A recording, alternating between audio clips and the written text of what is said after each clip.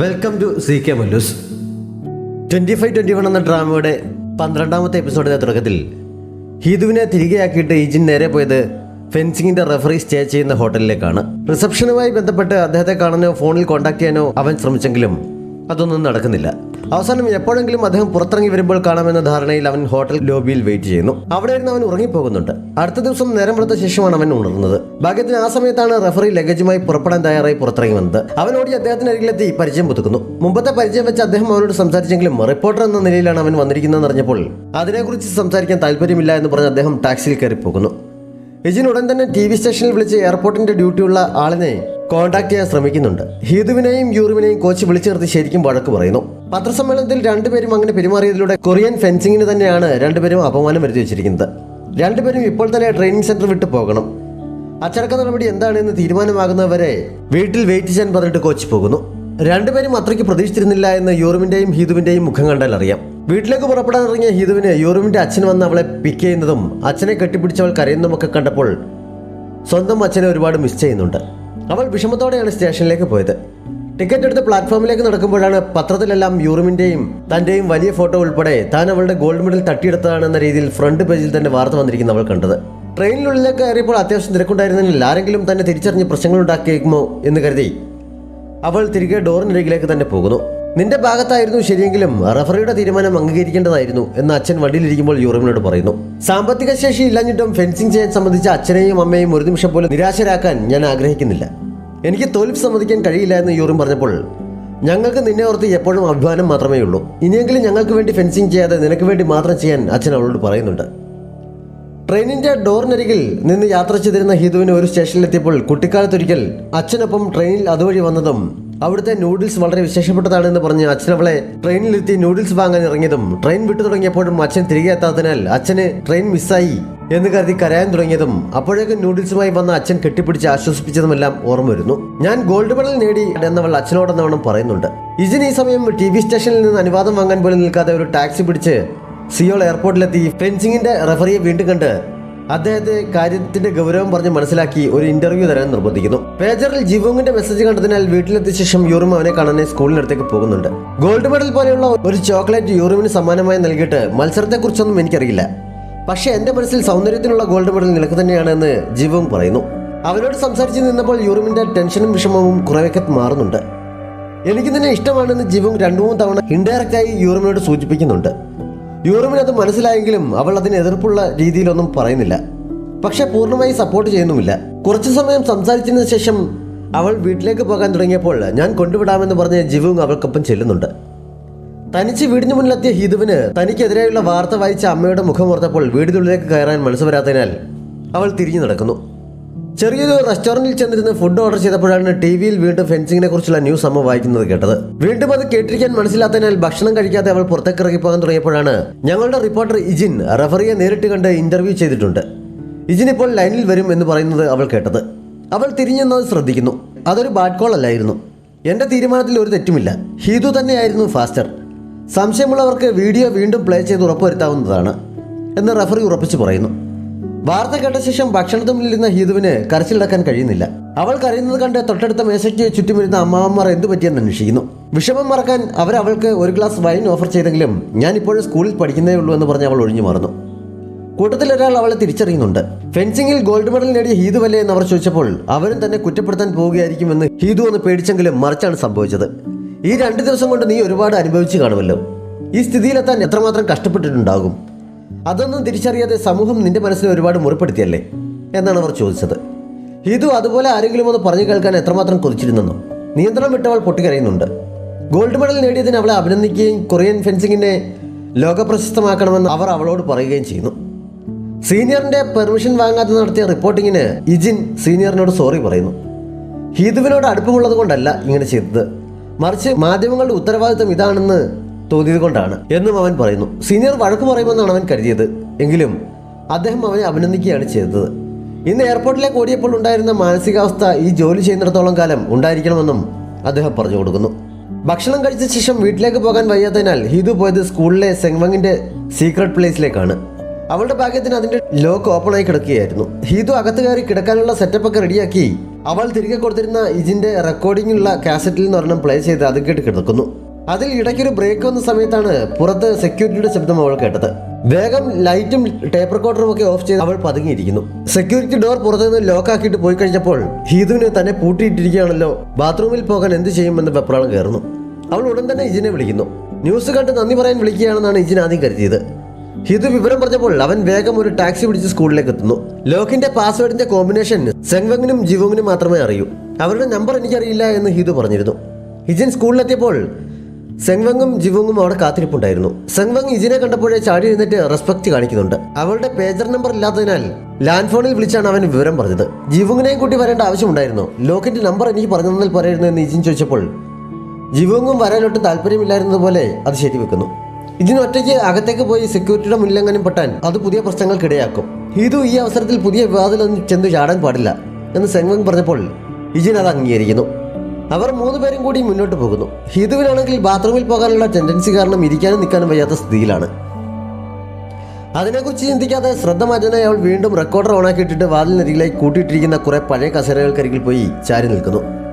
സെങ്വങ് ബാത്റൂമിന്റെ പുറകിലേക്കാണ് അവരെയും കൊണ്ട് പോയത്. ബാത്റൂമിന്റെ ഒരു ജനൽ മിക്കവാറും ലോക്ക് ചെയ്യാറില്ലാത്തതിനാൽ അതുവഴി ഒരാൾ അകത്ത് കയറി മറ്റേ ജനൽ കൂടി തുറന്നാൽ ബാക്കിയുള്ളവർക്കും അകത്ത് കടക്കാം എന്നവൾ പറയുന്നു. ഇജിൻ മുകളിലേക്ക് കയറാൻ ശ്രമം നടത്തിയെങ്കിലും ജനൽ കുറച്ചുകൂടി ഉയരത്തിലായതിനാൽ നടക്കുന്നില്ല. എന്റെ പുറത്ത് ചവിട്ടി കയറിക്കോളാൻ പറഞ്ഞ് സെങ്വങ് പുറം കുരിഞ്ഞു നിന്നപ്പോൾ കൂട്ടത്തിലേക്ക് ഏറ്റവും ഭാരം കുറവുള്ള നിനക്കാണ്, നീ എന്റെ പുറത്ത് കയറാൻ ഇജിൻ പറയുന്നു. പക്ഷേ ബഹുമാന്യനായ ഒരു സീനിയറിന്റെ പുറത്ത് ഞാനങ്ങനെ ചവിട്ടും എന്ന് പറഞ്ഞ് സെങ്വങ് അവനെ തടയുന്നു. ഞാനെന്തായാലും ബ്രോഡ്കാസ്റ്റിംഗ് ക്ലബ്ബിൽ അല്ലാത്തത് നന്നായി എന്ന് ജിവോങ് പുച്ഛത്തിൽ പറഞ്ഞപ്പോൾ നീ ഏത് ക്ലബ്ബിലാണ് എന്ന് ഇജിൻ ചോദിക്കുന്നു. ജംഗിൾ പ്രിൻസ് ബ്രാൻഡിൽ ക്ലബ്ബിലാണ് എന്ന് ജിവോങ് ഗവയിൽ പറഞ്ഞപ്പോൾ ആ ക്ലബിന്റെ തുടക്കക്കാരിൽ ഒരാളാണ് ഞാൻ എന്ന് ഇജിൻ പറയുന്നു. അതോടെ തീർന്നു ജിവോങ്ങിന്റെ സകല ജാടയും. എന്റെ പുറത്ത് കയറിക്കോ എന്ന് പറഞ്ഞ് അവൻ വേഗം കുനിഞ്ഞിരിക്കുന്നുണ്ട്. 2 ക്ലബ്ബിൽ ചേർന്ന് എന്തിനാണ് എന്നും അവൻ ജിന്നോട് ചോദിക്കുന്നുണ്ട്. സെങ്വങ് അവന്റെ പുറത്ത് ചവിട്ടി മുകളിലേക്ക് കയറുന്നു. ഹിതു ഈ സമയം അവിടെ മറിച്ചിട്ടിരുന്ന ഒരു ഡെസ്കിന്റെ മുകളിൽ ഇജിൻ ലവ്സ് ദയൻ എന്ന് കോമ്പസ് കൊണ്ട് എഴുതി വെച്ചിരിക്കുന്നത് കാണുന്നു. തനിക്കറിയാവുന്ന ഇജിൻ തന്നെയാണോ ഇത് എന്നവൾ സംശയിച്ച് നിൽക്കുമ്പോഴാണ് ടേപ്പ് റെക്കോർഡറിൽ ഒരു പെണ്ണിന്റെ ശബ്ദം കേട്ടത്. ഒപ്പം ഇജിന്റെ സംഭാഷണവുമുണ്ട്. ഇജിൻ അവളെ ബ്രോഡ്കാസ്റ്റിംഗ് ക്ലബ്ബിലേക്ക് കൂട്ടിക്കൊണ്ടു വന്നിരിക്കുകയാണ് എന്നും ഓർത്തിരിക്കാൻ വേണ്ടി ഞാനിത് റെക്കോർഡ് ചെയ്യുകയാണ് എന്നും അവൻ പറയുന്നത് കേൾക്കാം. ഇജിനും സംഘവും അപ്പോഴേക്കും വാതിലിനടുത്തെത്തിയിരുന്നു. ലോക്ക് തുറന്ന് ആദ്യം അകത്തേക്ക് കയറി ഇജിൻ കേട്ടത് ടേപ്പ് റെക്കോർഡറിൽ നിന്ന് ഐ ലവ് യു ഇജിൻ എന്ന ആ പെൺകുട്ടി പറയുന്നതും അങ്ങോട്ടേക്ക് നോക്കി ഷോക്കായതുപോലെ നിൽക്കുന്ന ഹിതുവിനെയുമാണ്. ഐ ലവ് യു ടു ദായുൻ എന്ന് ഇജിനും തിരിച്ചു പറയുന്നുണ്ട്. അത് കേട്ട ശേഷം ഹിതു ഇജിനെ നോക്കുന്നു. അവളുടെ ആ നോട്ടം നേരിടാൻ കഴിയാതെ ഇജിൻ ഒന്ന് പകച്ചെങ്കിലും അവൻ വേഗം പോയി ടേപ്പ് റെക്കോർഡർ ഓഫ് ചെയ്യുന്നു. നിങ്ങൾ എന്തിനാണ് ഇത് കേൾക്കുന്നത് എന്നവൻ സെങ്വങ്ങിനോട് ചോദിക്കുന്നു. സെങ്വങ് വിശദീകരണം നൽകാൻ തുടങ്ങിയപ്പോഴേക്കും ഹിതു ഇടക്കേറി നീ അന്ന് പെട്ടെന്ന് ഇവിടെ നിന്ന് പോയതുകൊണ്ടാണ് ഇങ്ങനെ സംഭവിച്ചതെന്ന് പറയുന്നു.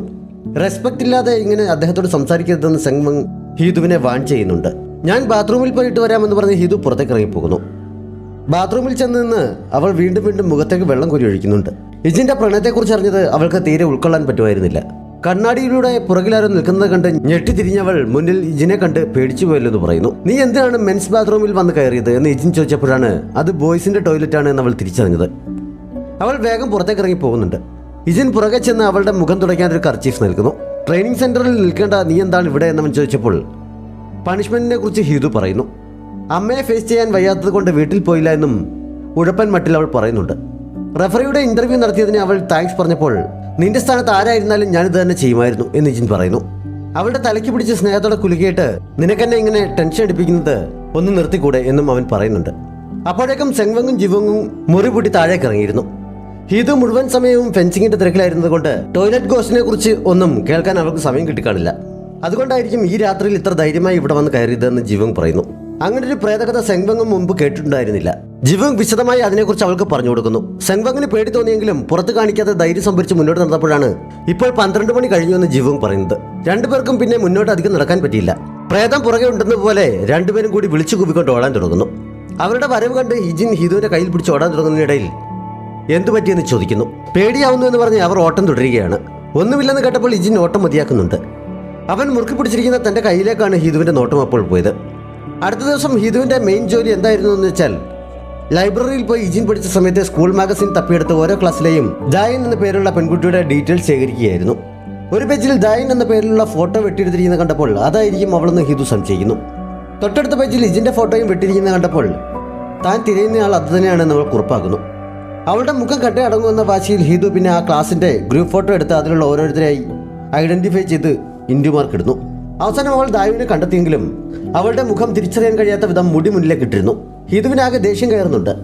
അന്ന് രാത്രി ഡയറിയിലും തന്റെ ദേഷ്യത്തെക്കുറിച്ച് അവൾ കുറിക്കുന്നു. ദേഷ്യം തീർക്കാൻ എന്നോണം ഒരു പാക്കറ്റ് കേക്ക് മുഴുവൻ അവൾ ഒറ്റയിരിപ്പിന് തിന്നു തീർക്കുന്നുണ്ട്. അതിന്റെ ബോക്സിനുള്ളിൽ ഒരു സ്റ്റിക്കർ ഉണ്ടായിരുന്നത് ഡയറിയിൽ ഒട്ടിച്ചപ്പോൾ ഹിതുവിന് വളരെ ക്യൂട്ടായി തോന്നുന്നു. അപ്പോഴാണ് പുറത്ത് അമ്മ വന്നതിന്റെ ശബ്ദം അവൾ കേട്ടത്. ലൈറ്റ് അടച്ച് വേഗം ബെഡിൽ കയറി പുതച്ചുമൂടി അവൾ ഉറങ്ങിയതുപോലെ കിടക്കുന്നു. അമ്മ വാതിൽ തുറന്ന് അവളെ നോക്കിയെങ്കിലും ഉറങ്ങിയെന്ന് കരുതി തിരിച്ചു പോകുന്നു. അമ്മ പോയി എന്ന് മനസ്സിലായപ്പോൾ ഹിതു തലപൊക്കി നോക്കുന്നുണ്ട്. ഇജിന് ആദ്യ ശമ്പളം കിട്ടിയപ്പോൾ അച്ഛൻ കാരണം കടക്കണിയിലായ മുമ്പ് അവനോട് വന്ന് പ്രശ്നമുണ്ടാക്കിയ ആളിനെ പോയി കണ്ട് അവൻ കുറച്ച് പണം നൽകുന്നുണ്ട്. ഇതുകൊണ്ടൊന്നും ആകില്ല എന്നറിയാം. തൽക്കാലം മകളുടെ പഠനാവശ്യത്തിന് ഇത് ഉപയോഗിക്കണം. ബാക്കി ഞാൻ പതുക്കെ തന്നു തീർത്തോളാം എന്ന് പറഞ്ഞ് ആ പണം അയാളെ ഏൽപ്പിച്ച് മടങ്ങാൻ തുടങ്ങിയപ്പോൾ അന്ന് എന്നോട് വാക്ക് തന്ന പോലെ നീ ഒരിക്കലും സന്തോഷിക്കാതിരിക്കേണ്ട ആവശ്യമില്ല. അന്നു മുതൽ അതൊരു ഭാരമായി എൻ്റെ നെഞ്ചിലിരിക്കുകയാണ്. അന്നത്തെ സാഹചര്യത്തിൽ ഞാൻ അങ്ങനെയൊക്കെ പറഞ്ഞു പോയതാണ്. ഒന്നും നിന്റെ തെറ്റില്ല എന്ന് എനിക്കറിയാം. മാത്രമല്ല എൻ്റെ മകൾക്ക് ഒരു സ്കോളർഷിപ്പും കിട്ടി.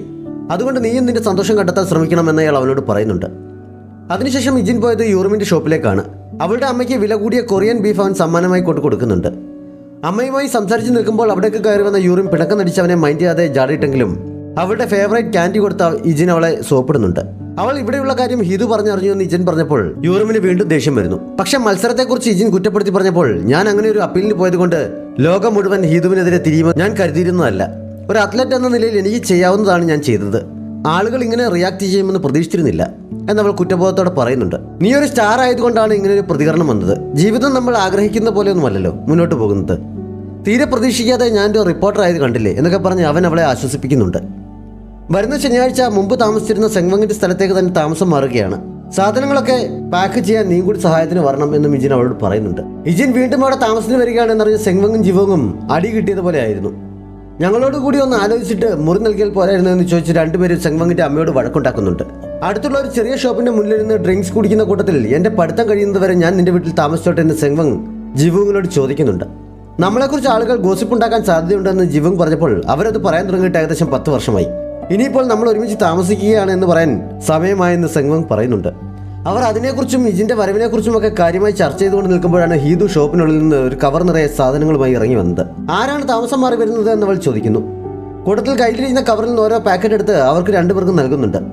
കഴിച്ചിട്ട് കവറിന് തിരിച്ചു തരണം, ഞാൻ കൊണ്ട് കളഞ്ഞോളാം എന്ന് പറഞ്ഞ് അവൾ അവർക്കൊപ്പം ഇരിക്കുന്നു. കവർ പൊട്ടിച്ചപ്പോൾ അതിനുള്ളിലെ സ്റ്റിക്കർ കണ്ട് ഇവൾ ഈ സ്റ്റിക്കറിന് വേണ്ടിയാണെന്ന് തോന്നുന്നു എന്ന് ജിവങ് പറയുന്നു. സെങ്വങ് അവനെ കളിയാക്കിക്കൊണ്ട് പിന്നെ ഏഷ്യൻ ഗെയിംസ് ഗോൾഡ് മെഡലിസ്റ്റിന് സ്റ്റിക്കർ കളക്ട് ചെയ്യാൻ വട്ടല്ലേ എന്ന് പറയുന്നുണ്ട്. സത്യത്തിൽ ഹിതുവിന്റെ ലക്ഷ്യം ആ സ്റ്റിക്കർ തന്നെയായിരുന്നു. അവളുടെ റിയാക്ഷൻ കണ്ടപ്പോൾ സെങ്വങ്ങിന് അത് മനസ്സിലാക്കുന്നുണ്ട്. അവൾ നൈസായി പ്ലേറ്റ് തിരിക്കുന്നു. ഈ സ്റ്റിക്കർ കാണാൻ എത്ര ക്യൂട്ടാണ്, ഇത് കളക്ട് ചെയ്യാൻ തോന്നാത്തവർക്കാണ് പ്രശ്നമുള്ളത് എന്ന് പറഞ്ഞ് അവൾ ഹിതുവിന് നൽകുന്നു. അവൾ സന്തോഷത്തോടെ അത് വാങ്ങി അവർക്കരികിലേക്ക് ഇരുന്ന് ആരാണ് താമസം മാറി വരുന്നതെന്ന് വീണ്ടും അന്വേഷിക്കുന്നു. ഇജിൻ വരുന്ന കാര്യം അറിഞ്ഞപ്പോൾ അന്നത്തെ ദിവസം ലൈബ്രറിയിലേക്കോ മറ്റോ ഒളിച്ചോടണമെന്ന് ചിന്തിച്ച സെങ്വങ്ങിനെയും ജിവോങ്ങിനെയും പറഞ്ഞു തിരുത്തി നമുക്ക് അവനെ സഹായിക്കാൻ കൂടണമെന്ന രീതിയിലാക്കുന്നുണ്ട് അവൾ. ഇജിൻ വന്ന ദിവസം ഗേറ്റിനടുത്ത് തന്നെ അവനെ സ്വീകരിക്കാൻ ഒരു സമ്മാനമൊക്കെ വാങ്ങിക്കൊണ്ട് 3 പേര് നിൽക്കുന്നുണ്ട്. നിങ്ങളെങ്ങനെ ഈ വിവരം അറിഞ്ഞു എന്ന് ഇജിൻ ചോദിച്ചപ്പോൾ ഹീതു സെങ്വങ്ങിന്റെ തലയിലേക്ക് വെച്ചെടുക്കാൻ തുടങ്ങിയെങ്കിലും നീയല്ലേ സഹായിക്കാൻ കൂടാമെന്ന് പറഞ്ഞതെന്ന് സെങ്വങ്ങും ജിവോങ്ങും ഒരുപോലെ അവളോട് ചോദിക്കുന്നു. അപ്പോൾ നിങ്ങൾക്ക് വരാൻ മനസ്സിലായിരുന്നു അല്ലേ, ഹീതു നിർബന്ധിച്ചുകൊണ്ട് വന്നതാണല്ലേ എന്ന് ഇജിൻ അവരോട് ചോദിക്കുന്നു. ജിവോങ് വിഷയം മാറ്റുന്നായി ദായൻ എവിടെയെന്ന് ഇജിനോട് ചോദിച്ചപ്പോഴാണ് യൂറിം അങ്ങോട്ടേക്ക് കയറി വന്നത്.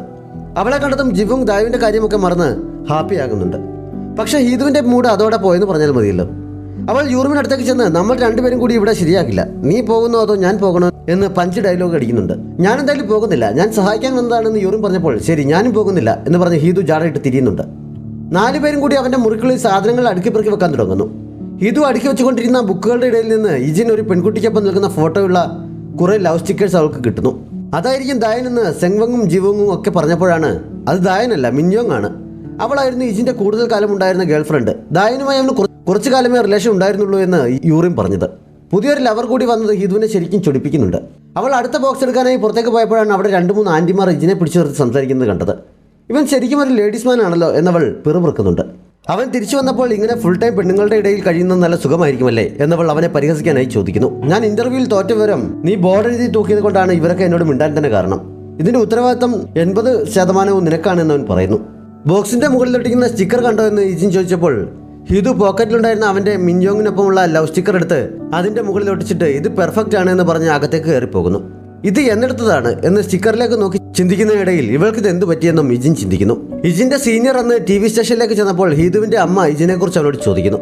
അവന് കുറച്ച് ഗൈഡൻസിന്റെ ആവശ്യമുണ്ട്, ഒന്ന് ശ്രദ്ധിച്ചോണം എന്ന് സീനിയർ പറഞ്ഞുകൊണ്ട് നിൽക്കുമ്പോഴാണ് കോച്ച് അവിടേക്ക് വരുന്നത് ഹിതുവിന്റെ അമ്മ കണ്ടത്. അവർ അങ്ങോട്ടേക്ക് ചെന്ന് എന്നെ കാണാൻ വന്നതാണോ എന്ന് ചോദിക്കുന്നു. എൻ്റെ പേയ്മെൻറ്റ് തരുന്നതിന് ബാങ്ക് അക്കൗണ്ട് ഡീറ്റെയിൽസ് കൊണ്ടുവരാൻ പറഞ്ഞിരുന്നു, അതുമായി വന്നതാണ്. നിന്നോട് ചിലത് സംസാരിക്കാനുണ്ട് എന്ന് കോച്ച് പറഞ്ഞപ്പോൾ നമുക്ക് ഇരുന്ന് സംസാരിക്കാമെന്ന് പറഞ്ഞ് അവർ കോച്ചിനെ കൂട്ടിക്കൊണ്ടു പോകുന്നു.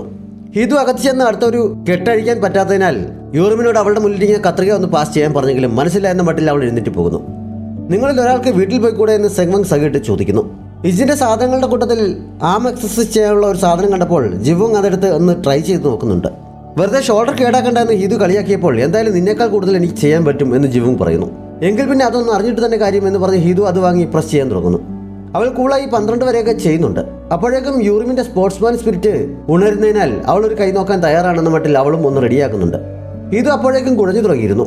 വല്ലാതെ ബലം പിടിച്ച് അവൾ ഒരു വിധത്തിൽ 15 എത്തിയപ്പോഴാണ് ഇജിൻ അവിടേക്ക് വന്നത്. ഹിതുവിൻ്റെ അപ്പോഴത്തെ മുഖത്തെ എക്സ്പ്രഷൻ 3-4 ദിവസം ടോയ്ലറ്റിൽ പോകാൻ പറ്റാതിരുന്നിട്ട് പോകുമ്പോഴുള്ളത് പോലെ ആയിരുന്നു. അതിനെക്കുറിച്ച് ഓർത്തതും അവളുടെ പിടി ഒന്ന് അയയുന്നുണ്ട്.